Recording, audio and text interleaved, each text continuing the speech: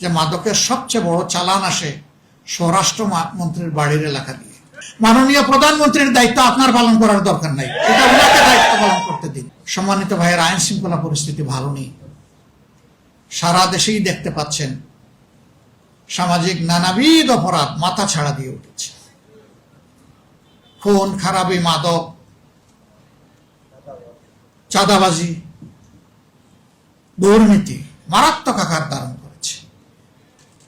এমনকি সরকারি দলের একজন সংসদ সদস্য দাঁড়িয়ে বলছেন সংসদের ভিতরে যে মাদকের সবচেয়ে বড় চালান আসে স্বরাষ্ট্র মন্ত্রীর বাড়ির এলাকা দিয়ে।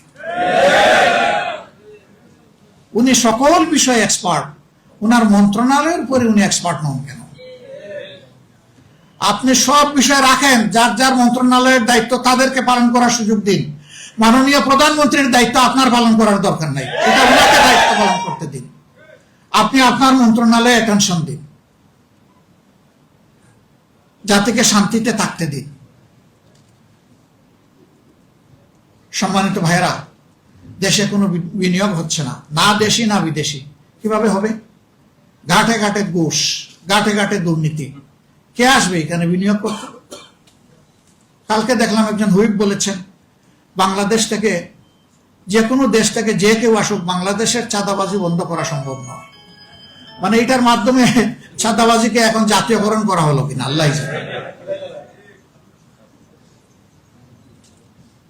চাঁদাবাজি তো ওনারাই করে, তো ওনাদের সদিচ্ছা থাকলে তো ওনারা বন্ধ করতে পারবেন, সদিচ্ছা না থাকলে বন্ধ হবে কেমন? কথা তো ঠিকই।